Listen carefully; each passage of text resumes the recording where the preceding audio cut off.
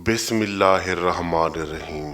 26 रजब 60 हिजरी बा मुताबिक यकम मई 680 ईस्वी जुम्मा के दिन सपहर के वक्त अब्दुल्ला बिन जुबैर बिन अवाम मदीना से बहर बदर वाले रास्ते पर अपने गुलामों को साथ लिए अपनी ज़रई अराजी पर काम करने में मशगूल था कि अचानक उसने देखा कि जो रास्ता बदर से शाम की तरफ जाता है, इस रास्ते पर एक नाका सवार अपनी नाका को तेज तेज दौड़ाता हुआ मदीना की तरफ आ रहा था। उसने अपनी पगड़ी के पल्लू से चेहरा छुपा रखा था, यानी सिर्फ आंखें दिखाई दे रही थीं।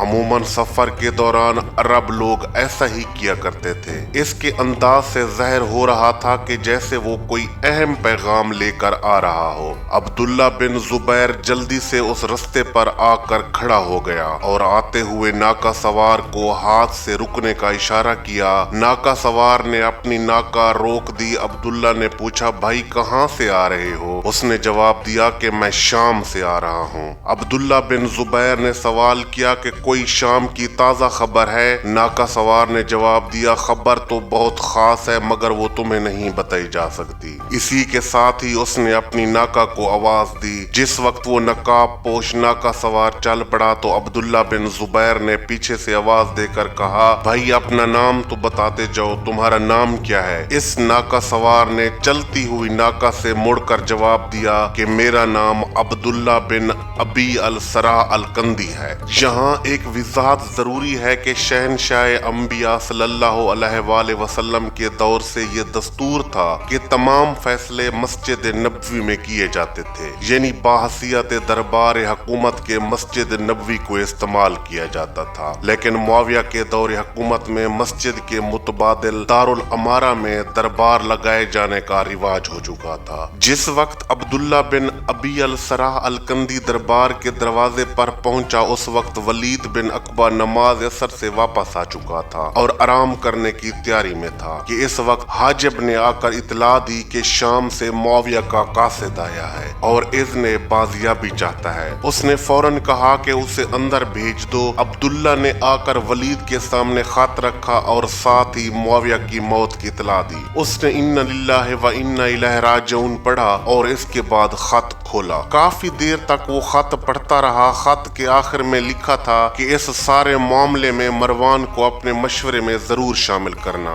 वलीद को मालूम था कि मरवान ज़हनी तौर पर उसके खिलाफ है, तो उसने अब्दुल्ला से कहा कि तुम ही ये खत ले जाकर उसे दिखाओ और उसे कहो कि वो जल्द अज जल्द दरबार में पहुंचे। कुछ ही देर में वलीद के हुक्म पर इसके तमाम मसाहिब दरबार में जमा हो गए। वलीद ने सबके सामने यजीद का खत पढ़ा और मशवरा तलब किया। अभी मुशावरत जारी थी कि नमाज मगरिब के लिए आजान हो गई। ये सब उठकर मस्जिद नबवी में आ गए। इन दिनों दस्तूर था कि ये सबसे पहले अपने हवारियों के हमरा बा जमात नमाज अदा करता था और फिर इसके बाद इमाम मजलूम मस्जिद में तशरीफ लाते और उनके चाहने वाले उनकी इमामत में नमाज अदा करते थे। जिस वक्त वलीद ने नमाज खत्म की तो आयन इस वक्त इमाम मजलूम मस्जिद में दाखिल हुए। तमाम जवानान बनी हाशिम और मोमिनीन उनके हमरा थे। उसने जल्दी से मुसल्ला छोड़ दिया। एक गुलाम ने आगे बढ़कर इसका सजादा लपेट लिया। उसके बाद इमाम हुसैन अलैहिस्सलातु वस्सलाम का सजादा नमाज बिछाया गया।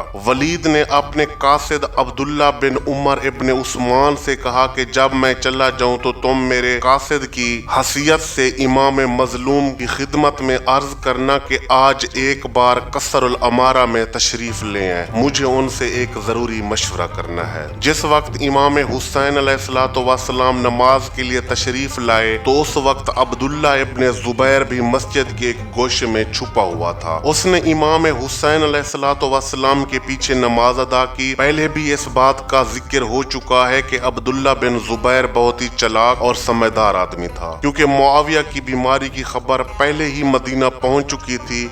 اس لیے جس وقت عبداللہ بن ابی السراح الکندی نے اسے خبر نہیں بتائی تو وہ فوراً سمجھ گیا کہ معاویہ دنیا سے جا چکا ہے۔ وہ یہی خبر امام حسین کو سنانے کے لیے آیا تھا اور ولید کو وہاں دیکھ کر مسجد کے ایک گوشے میں چھپ گیا تھا۔ جس وقت امام حسین نے نماز مکمل کر لی اور واپسی کے لیے اٹھے تو اس وقت ولید کا قاصد عمر بن عثمان امام حسین کی طرف بڑھا، مگر عبداللہ ابن زبیر نے جلدی سے امام حسین کے قریب آ کر عرض کی، آقا میں ایک بات علیحدگی میں کرنا چاہتا ہوں۔ عین اس وقت عمر بن عثمان آگے بڑھا اور اس نے عرض کی کہ ولید نے آپ کو قصر الامارہ میں یاد کیا ہے۔ ابھی امام حسین نے اسے جواب دینے کا ارادہ ہی کیا تھا کہ ابن زبیر نے دوبارہ عرض کیا کہ آقا اسے جواب دینے سے پہلے میری بات علیحدگی میں سن لیں۔ شہنشاہ امام حسین نے زور سے فرمایا، اتنی جلدی کیا ہے، آپ کی بات بھی سن لیتے ہیں، ہم پہلے اسے تو جواب دے لیں۔ پھر اس وقت امام حسین نے قاصد سے فرمایا کہ آپ جا کر ولید سے کہہ دیں کہ ہم تھوڑی دیر کے بعد اس کے پاس تشریف لے آئیں گے۔ یہ فرمان سن کر عمر بن عثمان وہاں سے چلا گیا۔ اس وقت عبداللہ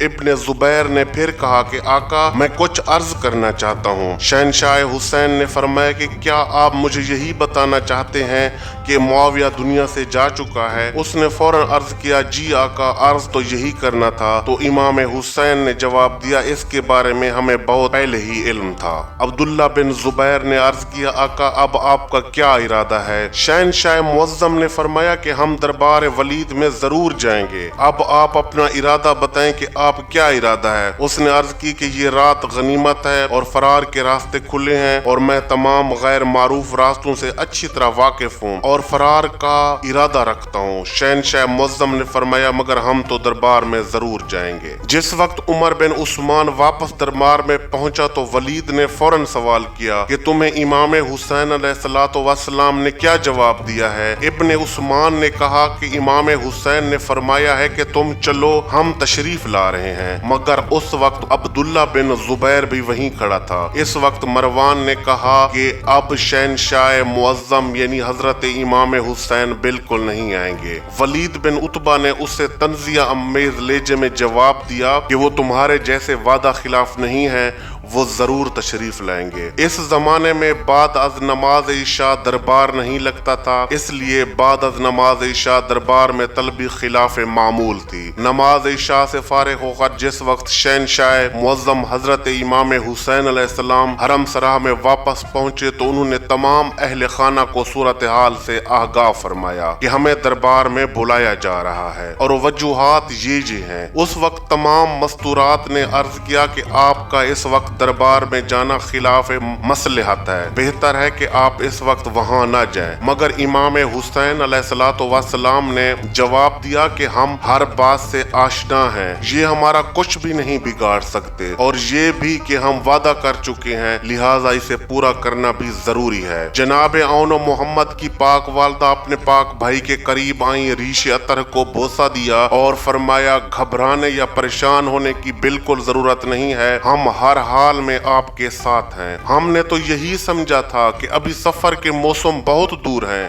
مگر جب سفر در پر ہی آن پہنچا ہے، پھر ہمیں یہ پردرد سفر بھی ہنستے مسکراتے ہوئے قبول ہے۔ مگر میرا ویر یہ خیال رکھنا، ہو سکتا ہے کہ یہ لوگ آپ کو بیعت کے لیے مجبور کریں، آپ بالکل بابا پاک کی طرح صاف انکار کر دینا۔ ہمیں شام کے پردرد سفر تو قبول ہیں، لیکن اس رذیل کی بیعت ہرگز قبول نہیں۔ اس وقت معظمہ بی بی نے جناب عباس کو اپنے پاس بلوایا اور فرمایا کہ آج میں اپنا پاک ویر جو میری کل کائنات ہے آپ کو ضامن بنا کر آپ کے سپرد کر رہی ہوں، اور یاد رکھنا کہ دربار سے واپسی پر میں آپ سے ان کا بال بال سنبھال کر لوں گی۔ خدا جانے کس قدر اعتماد تھا جناب عباس پر اس معظمہ پاک بی بی کو کہ ایک دم آنسو پوجھ کر شہنشاہ معظم حضرت امام حسین سے فرمایا کہ ہاں اب آپ بے شک دربار میں چلے جائیں، اب چاہے ہزاروں دشمن بھی ہوں، اب مجھے کوئی پرواہ نہیں، کیونکہ میرا عباس جیسا بھائی آپ کے ساتھ ہے،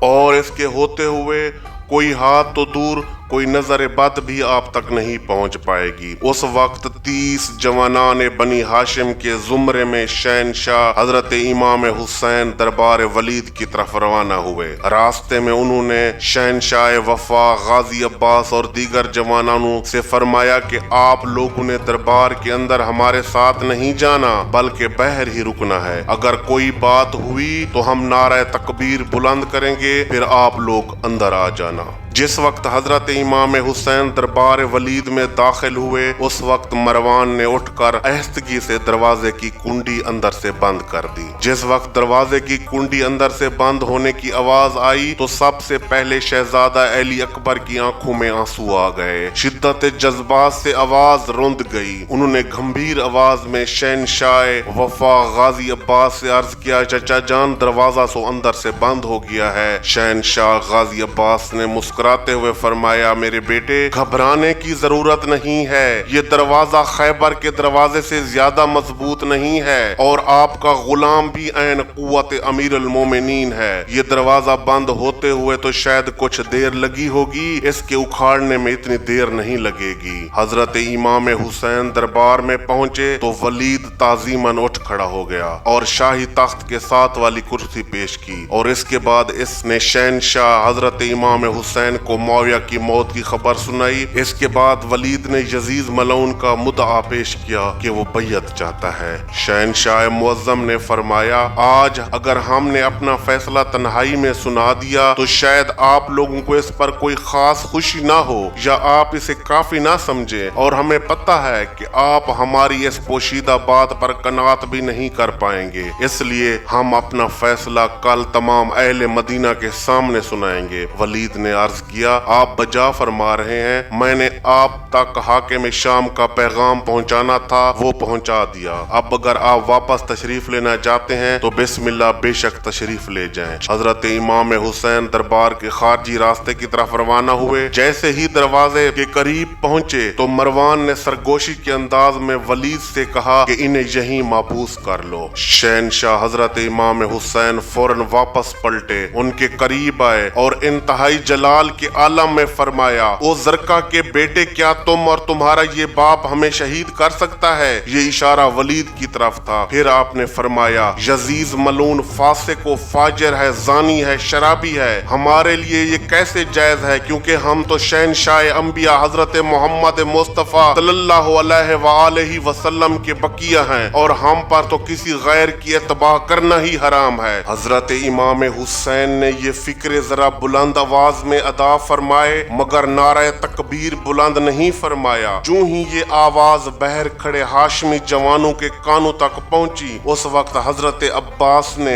कसरे दारुल अमारा के दरवाजे के कुंडे में हाथ डाला और आवाज दी, अल्लाह अकबर। अभी अकबर की रे भी पूरी तरह अदा नहीं हुई थी कि दरवाजे के उखड़ने की आवाज से पूरा दरबार लरज उठा। शहनशाह हजरत इमाम हुसैन ने पलट कर देखा तो दरबार का दरवाजा ही मौजूद ना था। उस वक्त उखड़े हुए दरवाजे की खाली जगह से 3 जवान बिफरे हुए शेरों के अंदाज में अंदर दाखिल हो रहे थे। दरमियान में किरदगार वफा हजरत गाजी अब्बास थे, दाएं तरफ जनाब मुस्लिम बिन अकील और बाएं तरफ जनाब सज्जाद अलैहिस्सलाम थे। अमीर कायनात के ये तीनों शेर जब कंधे से कंधा मिलाकर दरबार वलीद में दाखिल हुए तो मरवान मलऊन पर कपकपी तारी हो गई। शहनशाह वफा हजरत अब्बास ने दरवाजे की खाली जगह को अबूर करते हुए फरमाया, इस बदगोई का मैं खुद तुम्हें जवाब देता हूँ। क्या तुम लोग नहीं जानते कि तुम हजरत इमाम हुसैन अलैहिस्सलाम से बैयत मांग रहे हो? शहनशाह हजरत इमाम हुसैन ने आगे बढ़ते हुए इन शेरों के सामने अपने बाजू फैलाकर कुछ इस तरह रवाना हुए कि अपने दाएं हाथ के साथ जनाब सज्जाद को रोका, बाएं हाथ से जनाब मुस्लिम बिन अकील को और शहनशाह वफा को सीने के साथ सीना लगा कर रोका। जिस वक्त शहनशाह हजरत इमाम हुसैन सामने आए तो बेबसी की वजह से किरदगार वफा की आंखों से आंसू जारी हो गए। हजरत इमाम हुसैन ने भाई से पूछा कि रो क्यों रहे हो? हाथ जोड़कर अर्ज करते हैं कि अगर मेरी पाक बीबी ने मुझसे दरिया फरमाया कि गाजी तुम्हारे होते हुए मेरे पाक वीर को दरबार में ऐसे सख्त अल्फाज भी क्यों सुनने पड़े, तो मैं क्या जवाब दूंगा।